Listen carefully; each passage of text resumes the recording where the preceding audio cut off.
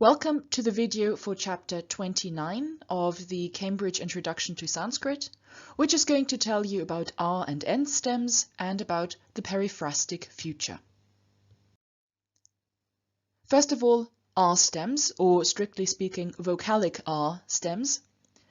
As far as their endings are concerned, these are completely straightforward for us because, with one exception, we already know all the endings that R stems use. Then, like NT stems, which we were introduced to in chapter 25, they have stem gradation, meaning they have a weak stem and a strong stem. The weak stem ends just in vocalic R. The strong stem, which is used in the strong cases, i.e. nominative, vocative, accusative, singular and dual, and nominative and vocative plural, has either guna R or vritti R, and we will see soon when we get guna and when we get vritti. Then finally, concerning their internal sandhi, that is quite straightforward. Whenever we have stem final vocalic R, this remains as vocalic R before an ending that begins with a consonant, but turns into consonantal or regular R whenever we have an ending that begins with a vowel.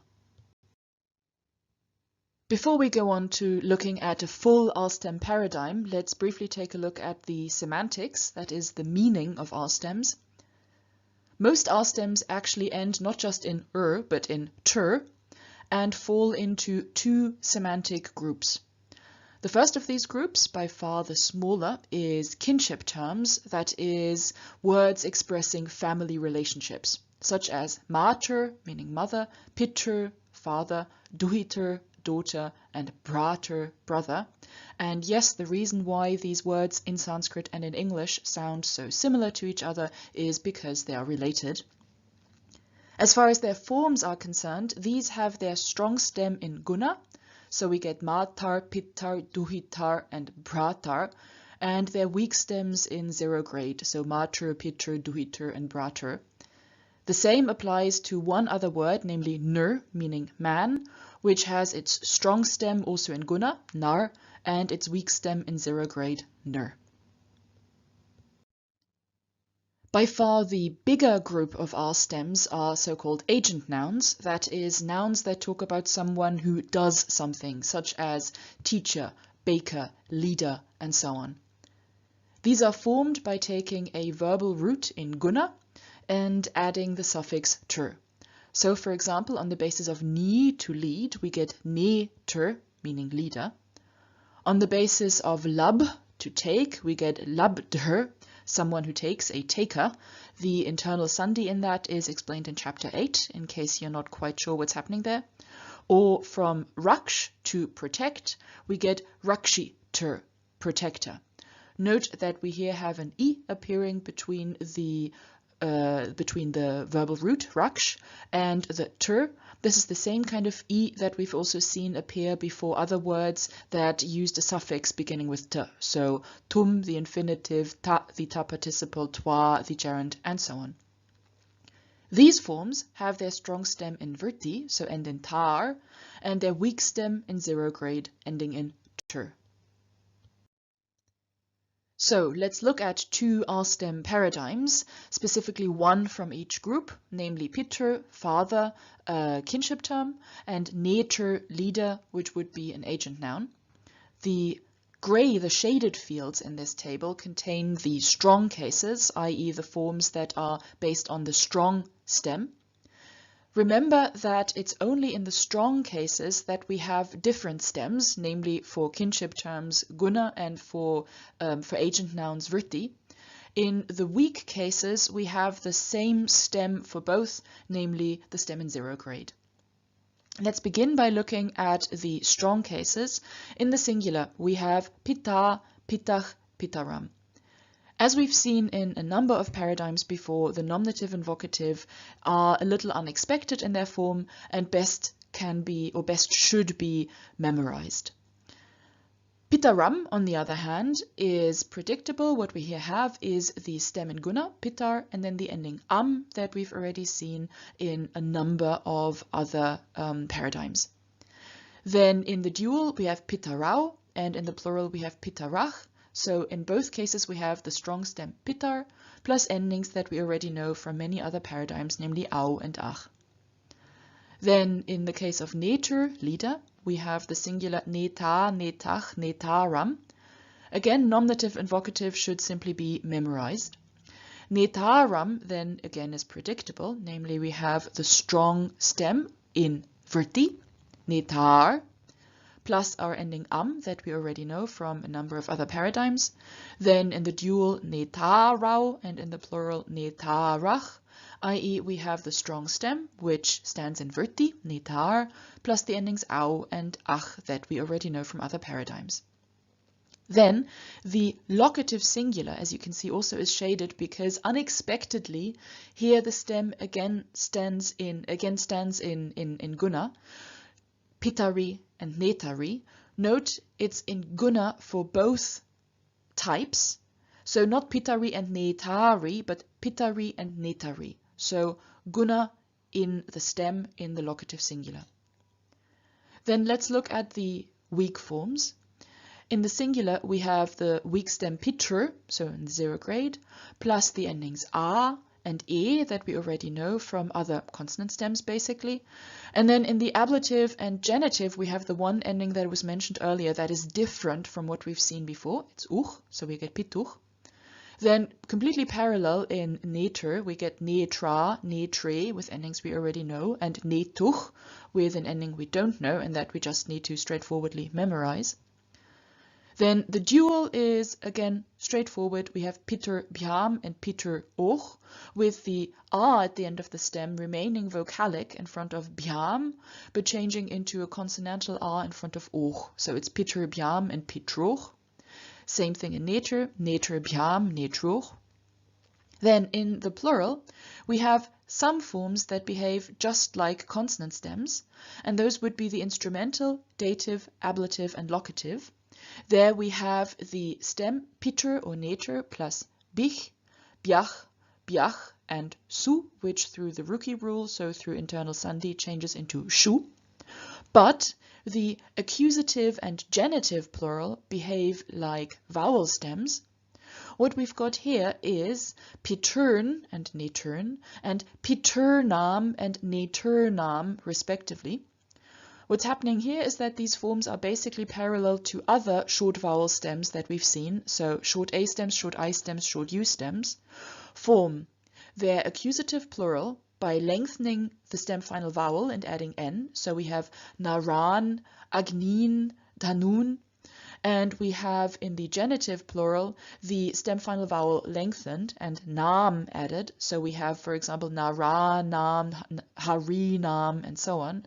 And so here we have Peter nam and neter nam. So in the plural, all endings that we already know, just in a combination that we might not expect. In accusative and genitive, vowel stem endings, and in instrumental, dative, ablative, and locative, consonant stem endings, i.e. just the stem, plus the consonant stem endings bich, biach, biach, and su, which through internal sandhi becomes shu. Next up, end stems. There are two formal varieties of end stems, namely an stems and in stems, ending in an and in respectively. All end stems are either masculine or neuter. The feminine of them is formed in a slightly different way, and we'll come to look at that in just a minute. The neuter end stems differ from their masculine counterparts in the nominative, vocative, and accusative of all numbers, but in the instrumental and all the other following cases, dative, ablative, and so on, they are formally identical to the masculine. All of these use consonant stem endings, which we were introduced to in chapter 15, so that shouldn't be any challenge for us. There are no new endings that we need to memorize. Unstems and instems use the same endings, but because they differ from each other in how their stems behave and in their internal sandhi, we still need to look at them separately. First of all, unstems. These have stem gradation, and the distribution of strong and weak cases is exactly as we know it from other noun stems. So the strong stem is found in the masculine, nominative, vocative, accusative, singular and dual, and in the nominative and vocative, plural. It ends in vritti an, and so, for example, from atman, meaning self, we get the accusative singular atmanam, with the strong stem ending in vritti atman, and the ending am that we already know for the accusative singular from a number of other consonant stems. The weak stem then ends in zero grade n, but in words where the an is preceded by two consonants, and specifically in cases whose endings begin with a vowel, the weak stem does not have zero grade n, but actually an. So, for example, of naman, meaning name, we get the instrumental singular namna with the stem in zero grade, namun plus a. But in the case of atman, meaning self, where the an is preceded by tm, by two consonants, we get the instrumental singular atmanna with the stem ending in an and not in n. Just like in R stems, the locative singular of n stems, of an stems, can be in guna or in zero grade. So, for example, of naman, we can get the locative namanni or namni. We do get a little bit of internal sandhi in an stems, specifically in cases where we have the weak stem ending in just n rather than an. Wherever the n stands between consonants, it changes into a. If you don't quite remember how that works anymore, go back to chapter 7 and the section on nasals between consonants. Where the n does remain as a consonant, it can assimilate to whatever stop precedes it. So, for example, of Rajan, meaning king, we get the instrumental singular Rajnya, so the dental n turns into a palatal n after the palatal stop j, Rajnya, whereas in the instrumental plural, the n changes into an a, giving us not Rajnbich, but Rajabich. Let's look at two examples of an stems. One where the an is preceded by just one consonant, another where it's preceded by two consonants. Remember, that is going to affect what their weak stem looks like. The first of these is Rajan, meaning king. The second is Atman, meaning self or soul. Again, the shaded fields in this table contain the strong cases, but unlike in R stems, it's in the strong cases that the two types of unstem are formally identical. It's only in the weak cases that we have formal differences. So let's begin by looking at the strong cases, where we have Raja, Rajan, Rajanam, and Atma, Atman, and Atmanam. As with many other stems before, the nominative and vocative singular are perhaps a little unexpected in their form, Raja, Rajan, and Atma, Atman. So the best approach, as before, is to just straightforwardly memorize them. In the accusative singular, then, we have the expected vritti stem, Rajan and Atman, followed by the consonant stem ending am for the accusative singular, so Rajanam and Atmanam. Then in the dual, we have the expected strong stem ending in vritti an, Rajan and Atman, plus the ending au. And then in the nominative and vocative plural, we have again the expected strong stem in vritti Rajan, Atman, plus the ending ach. Let's go on to the weak cases, first of all of Rajan. What we have here is the zero grade Rajan, and the endings that we already know from other consonant stems, namely Rajnya, Rajne, Rajnyach, and Rajni, with the locative also having the alternative form Rajani. Now, in front of these vocalic endings and after a consonant that is palatal, the dental n changes into a palatal n. So we don't have Rajna, but Rajnya, Rajne, Rajnyach, Rajni. Notice that the n, of course, does not change when there is an a between it and the j. Then Atman is very straightforward in the singular because we have the weak stem Atman plus the consonant stem endings a, e, ach, ach, i. So Atmana, Atmane, Atmanach, Atmanach, Atmani. Then, in the dual, we have Rajabhyam and Rajnyoh. What's happening here is that the weak stem, Rajnya, in front of an ending that begins with a consonant, appears not as Rajnya, but as Raja, so we get Rajabhyam instead of Rajnbhyam. In front of the Och, however, that is the genitive and locative dual ending and which begins with a vowel, we find exactly the same happening as in the singular, namely the N after the palatal J changes into palatal Ny, and so we get Rajnyoh. Then in the case of Atman, we get Atmabhyam, the weak stem, which would be Atman, does not appear as Atman in front of the ending that begins with a consonant, but as Atma, Atmabhyam. And then in front of an ending that begins with a vowel, we once again get the alternative weak stem with an instead of n, and so we get Atmannoh.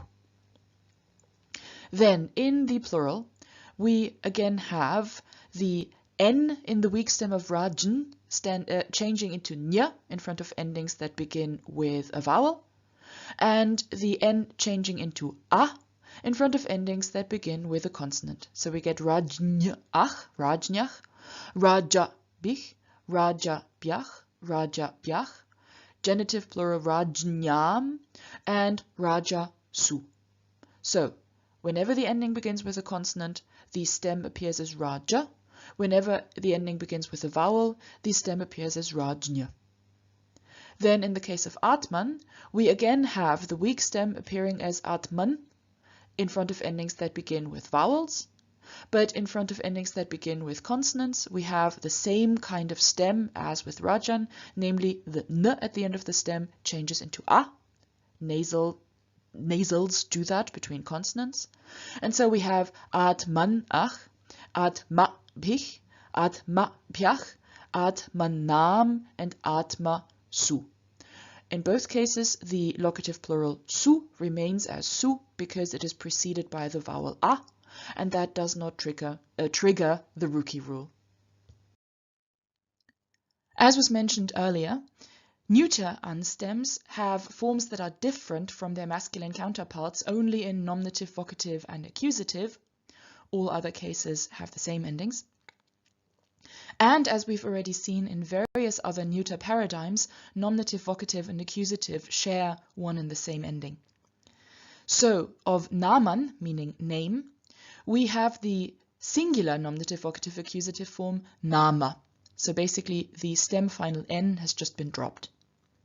Then we have the dual Namani or Namni. So the stem either is in guna or in zero grade, but in either case you can recognize the form through the ending that is long E, which we've already had in other neuter consonant stems. So for example, of Jagat, meaning world, we had Jagati, 2 worlds. Of Manas, meaning mind, we had Manasi, 2 minds. And then finally the plural form is Namani, which may seem a little odd because here we basically have vritti of the stem. But what in effect we have is the ending ani, which parallels, for example, neuter plurals of short a stems. So from wana, we get wanani. And then in other neuter nominative, vocative, accusative plurals, we also have long vowel plus ne. So for example, from wari, water, we had warini. From madhu, we had madhuni, and so on. So namani, a very recognizable nominative, vocative, and accusative plural neuter ending. Finally, then, instems. These are formally much simpler, much more straightforward than unstems, you will be delighted to hear. But before we go on to looking at their forms, let's briefly look at their meaning. In can be added to both noun stems and to verbal roots. And when it is added to a noun stem, it creates adjectives that mean having that noun. So for example, on the basis of bala, which means strength, we get balin, which means having strength, i.e. strong. On the basis of veda, knowledge, we get vedin, which means having knowledge and therefore knowing, knowledgeable, or wise. On the basis of hasta, which means hand, we get hastin, which literally means having a hand. This adjective is most typically used as a noun, meaning someone who has a noticeable hand, and as such is used to refer to elephants which have a very noticeable hand, namely their trunk, which they use to pick up things. Note, if you have in added to a short a stem, then the final short a of that short a stem is dropped out before the in, and so we don't have bala in but balin, not weda in but wedin, and so on. When in is added to a verbal root, which can stand either in guna or vritti, we get an adjective that means doing that verb. So, for example, on the basis of kur, to do, we get either karin or karin, meaning doing or someone who does, a doer. On the basis of ji, to win or to conquer, we get jayin, meaning winning or victorious, and so on. There is one more type of in stem that ends specifically in win, and when you add win to a noun, it's basically like adding want or mant, i.e. you get an adjective that means having that noun. So, for example, on the basis of tejas, meaning splendor, we get tejas win, meaning having splendor and therefore splendid or bright. And on the basis of tapas, meaning heat, or specifically religious austerities that are unpleasant, just like heat, you get tapas win, which means having or practicing religious austerities and therefore an ascetic. The internal sandhi of all in stems is that they appear ending in before endings that begin with vowels, but they end in I before endings that begin with consonants. The feminines of in stems add long I to the stem and thus decline like regular long I stems. So, for example, on the basis of balin, we get balini, which would be a female strong one, a strong woman. Let's look at a sample paradigm of an in stem, and what we've got here is the masculine and neuter of balin, meaning strong. Note, first of all, that the feminines of in stems actually aren't in stems, but add long I, so they decline just like long I stems, like nadi, for example, and therefore we don't need to include them here. Secondly, note that the masculine and neuter are formally different only in nominative, vocative, and accusative, and that from the instrumental on, they are completely parallel. So let's begin by looking at the masculines, where in the singular we have nominative and vocative bali and balin. As with several other stems, nominative and vocative singular are not easily predictable in their form, so the best way of approaching them is to straightforwardly memorize these two forms, bali and balin. Then from the accusative singular onwards, we have completely predictable forms, namely we have the stem balin in front of an ending that begins with a vowel, and the stem bali in front of an ending that begins with a consonant, and the endings that we find used are just the normal consonant stem endings. So in the singular we have balin plus the endings am, a, e, ach, i, balinam, balina, baline, balinach, balinach, balini. In the dual, we have balinau, balibhyam, balinoch, again balin in front of endings that begin with a vowel, namely au and och, and the stem bali in front of endings that begin with a consonant, so balibhyam. And that same pattern of balin and bali is upheld in the plural, where we have balinach, balinach, balinach, balibich, balibhyach, balibhyach, balinam, balishu, and again the locative plural ending su changes into shu after the vowel I, which causes internal sandhi, specifically the rookie rule. Now the neuter has in the singular nominative, vocative, accusative the form bali, where basically the final n has just dropped. Compare that to what we saw in unstems, where we had nama. In in-stems, however, we sometimes have an alternative vocative singular form, balin, so basically parallel to what we find in the masculine. Then in the dual, we have nominative, vocative, accusative balini, with the ending I that we already know from the dual of other neuter consonant stems. And in front of this I, the stem appears as balin, so balini. And finally, we get the plural form, which is balini, which maybe doesn't quite fit the system, but it's rather recognizable because it follows that pattern of neuter nominative, vocative, accusative plurals ending in long vowel plus n plus e that we've seen, for example, in mitrani, in warini, in madhuni, and so on. That was it as far as new forms are concerned. If you'd like some advice on how to best familiarize yourself with this wealth of new information, these various different stems, perhaps go to the nutshell at the end of chapter 29 in the book. That will give you some hints. But before you do that, let's look at just one more usage of one of the forms introduced in this chapter, and that is the periphrastic future, which uses R stems. Now, periphrastic is a technical term that's here basically used to mean one concept or one idea that is expressed by more than one word. So far, we've had just the regular future. So, for example, from bharati, he carries, we get a future bharishyati, he will carry.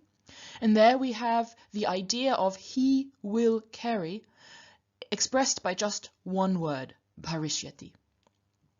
The periphrastic future, on the other hand, uses more than one word, or specifically uses two words, namely an agent noun in ter and a form of as, the verb meaning to be.